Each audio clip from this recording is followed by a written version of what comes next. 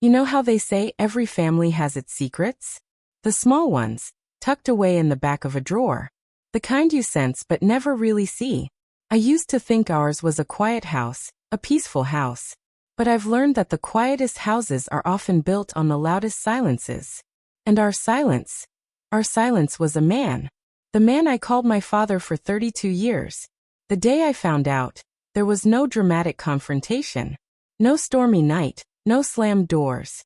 It was a Tuesday. The sun was coming through the kitchen window, catching the dust motes in the air.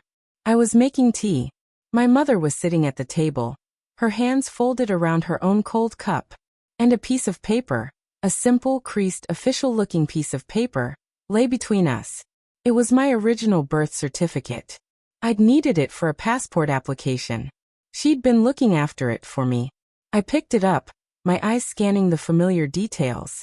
My name, my time of birth, my mother's name, and then the line for father. The name written there was not my father's name. It was a name I had never seen before. A stranger's name in neat typed letters. I remember the sound of the refrigerator humming. I remember the clock ticking on the wall.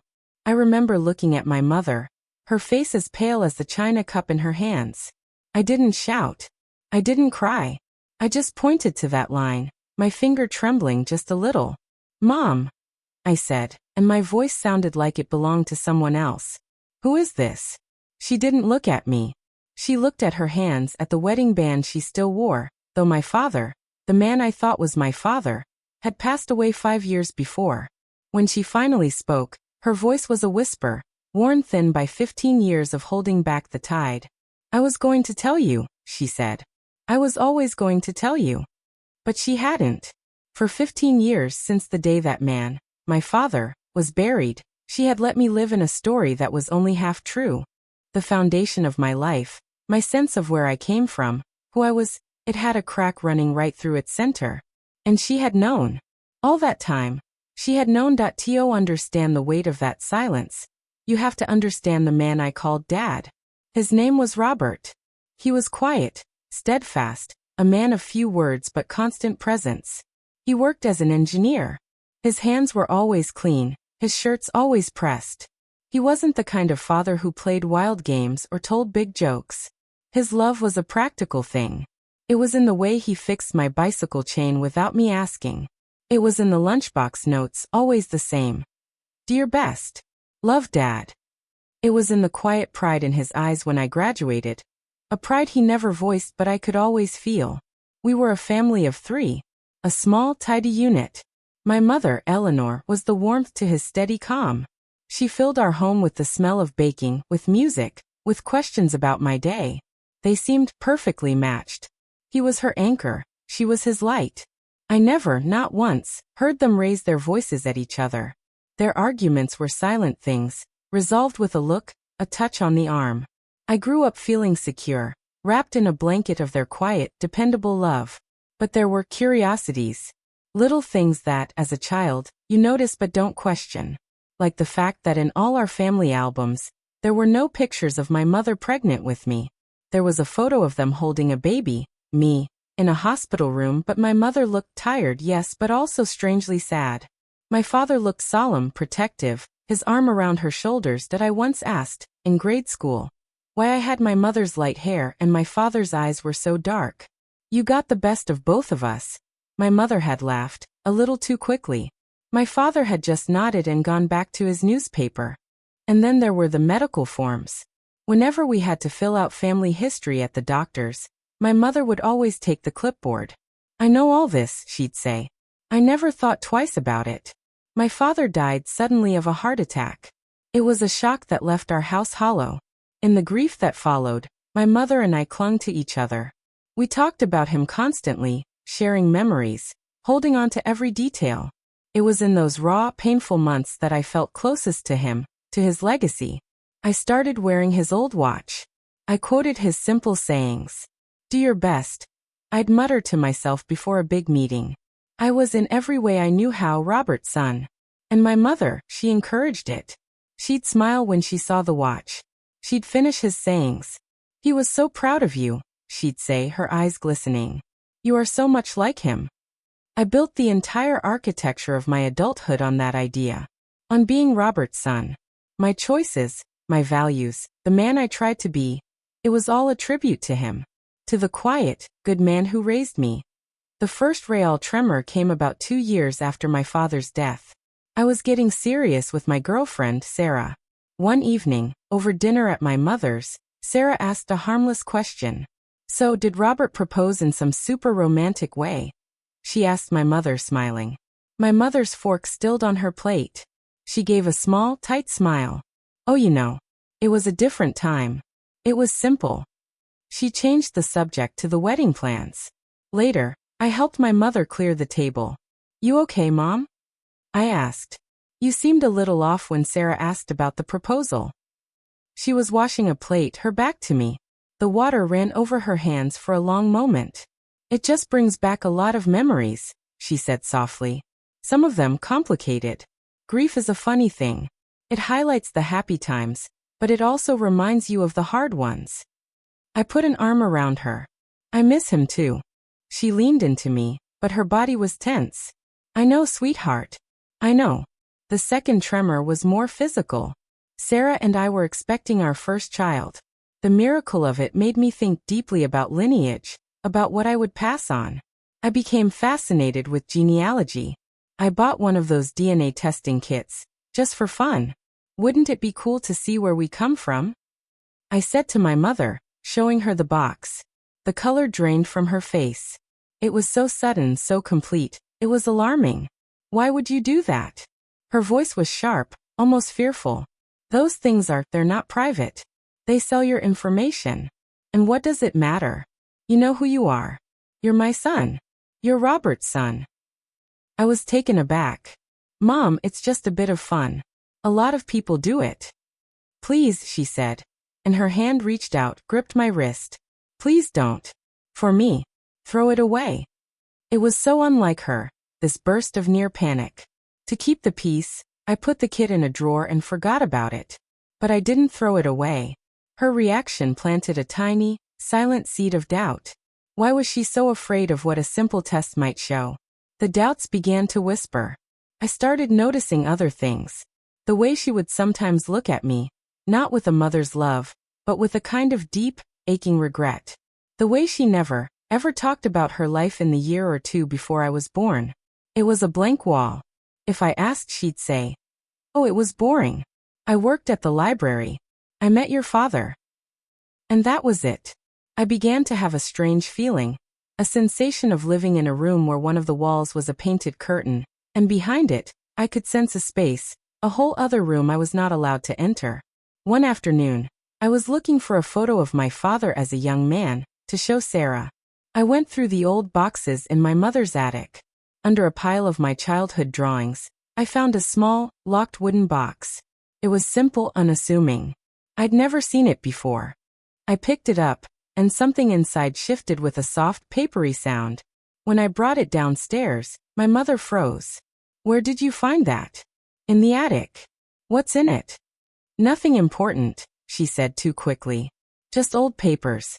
Bills and things." She took it from my hands, holding it close to her chest. Her knuckles were white. "Some things are better left in the past, darling." The seed of doubt was no longer a seed. It had sprouted, a thin green shoot of suspicion pushing up through the soil of my certainty. Who was I? The question, once unthinkable, now began to echo in the quiet moments. When I looked in the mirror. When I signed my name, the last name I shared with Robert. When my pregnant wife placed my hand on her belly and said, "He's going to have your chin." My chin. But whose chin was it, really? And then came the Tuesday. The passport application. The birth certificate. That document, with its stark bureaucratic truth, turned the whispering doubt into a deafening roar. The name on the father line was David Carter. The kitchen, once a place of warmth and tea, felt like a courtroom. My mother sat, convicted by her own long silence. "Who is David Carter?" I asked again, my voice flat. She took a long, shuddering breath. The story that came out was broken. Pieces of a life I never knew existed. She met David, she said, a year before she met Robert. He was vibrant, artistic, full of life and big dreams. It was a whirlwind. A romance that felt like a storybook. And then, she got pregnant. With me. He was terrified. My mother whispered, her eyes on the table. He wasn't ready. He had plans to travel, to paint, to be free. He asked me to not go through with it. She left him. Heartbroken, scared, and alone, she moved back to her hometown. A few months later, a friend set her up on a date with a quiet, kind engineer named Robert. He knew she was pregnant. He knew the whole story. On our third date, my mother said, a faint sorrowful smile touching her lips, he said to me, "Eleanor, that baby will need a father. If you'll let me, I'd like to be him." He didn't say he wanted to be my husband first. He said he wanted to be the baby's father. They married quickly, quietly. Robert was there in the delivery room. He was the first to hold me. He signed the birth certificate as my father, but because of the quick marriage and the timing, a separate, original document existed with the biological father's name. The one now in my hand. David knew. My mother said. "We sent a letter, after you were born." He wrote back once. A short letter. He said he hoped we would be happy. He said he was leaving the country. He never contacted us again. Robert. Robert was your father in every way that mattered. He changed your diapers. He walked the floors with you when you were colicky. He taught you to ride a bike. He loved you so completely. Then why? The word burst out of me, carrying all the confusion, the betrayal. Why didn't you tell me? After he died? Why did you let me go on building my life on this? Tears streamed down her face. Finally, I was going to. After the funeral, I thought, I have to tell him. But you were in so much pain. You were lost. And you kept saying how much you were like him, how you wanted to honor him. And I was a coward. Every time I tried to form the words, I saw your face. The face of my little boy who had just lost his world. And I couldn't do it. The days turned into weeks, then months, then years. The lie, the omission, it just sat there between us, getting heavier and heavier. The longer I waited, the harder it became. I thought I was protecting you. Protecting his memory. You were protecting yourself, I said, and the words were cruel, but I felt cruel in that moment. She flinched as if I'd struck her. Yes, she admitted, her voice barely audible. Maybe I was. I was afraid you would look at me differently, that you would look at his memory differently, that you would feel less, and I couldn't bear that. I stood up. The room felt too small, the air too thick. I need to be alone. Please, she begged. But I was already walking out. I took the birth certificate with me. The following weeks were a fog of anger and profound dislocation. I felt unmoored. My reflection was a stranger's. My own history felt like a book I'd been reading, only to discover the first chapter had been torn out and replaced with a different one. Sarah was my rock. She listened, she held me, she didn't offer easy answers. "This doesn't change the father who raised you," she'd say softly. "But it does change the story.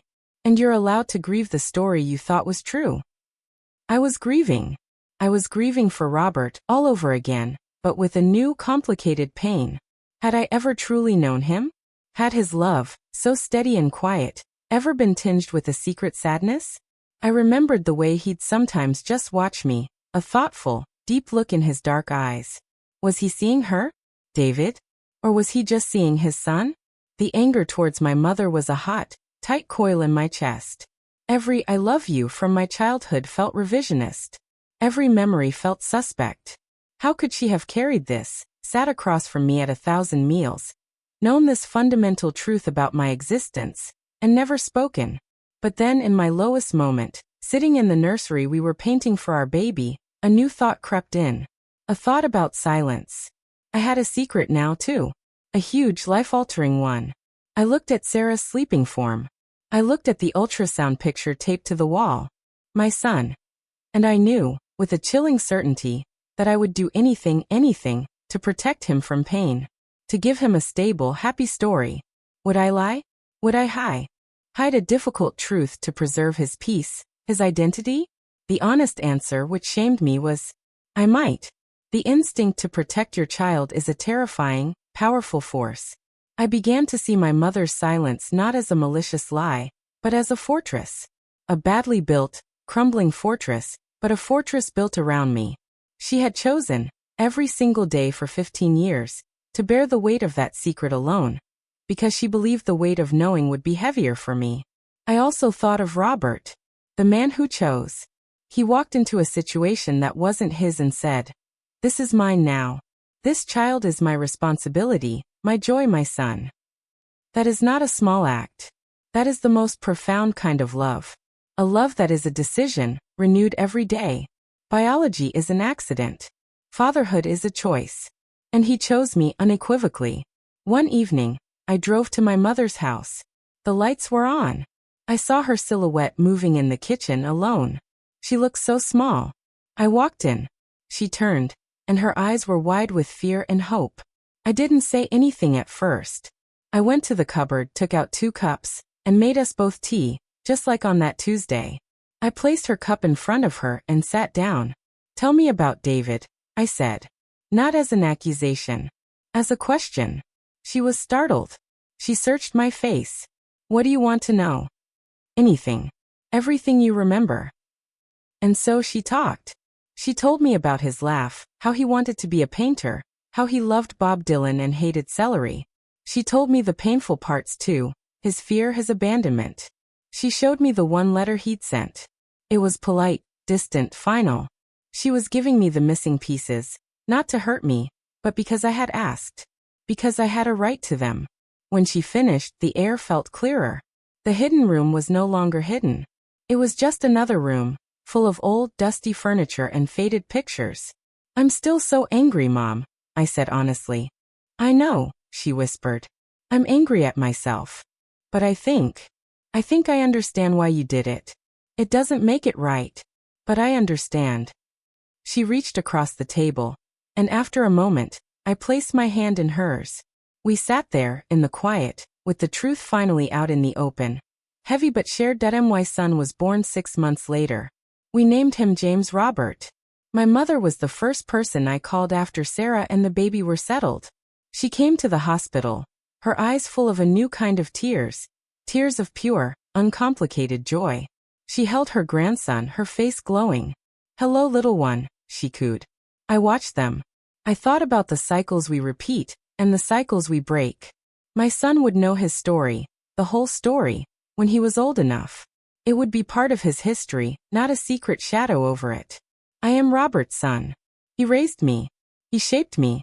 His blood may not run in my veins, but his values, his quiet strength, his dependable love, they are the blueprint of my soul. That truth is immutable. I am also, biologically, the son of a man named David Carter. A ghost from a past I never knew. That is a fact, a piece of genetic data. It explains the faint curl in my hair my mother says David had. It explains my occasional urge to pick up a paintbrush, though I'm terrible at it. And I am Eleanor's son. A woman who loved me so fiercely she built a wall of silence to protect me.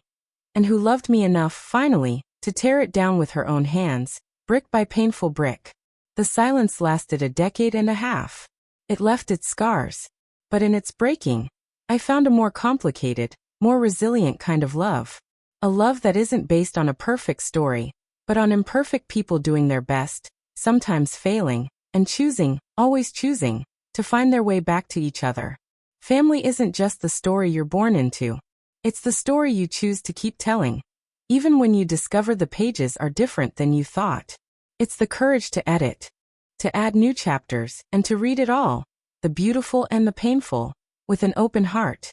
So I hold my son now, and I whisper to him the only truth that really, finally matters. You are loved. You are so deeply, completely loved. And that is a story I will never, ever let him doubt.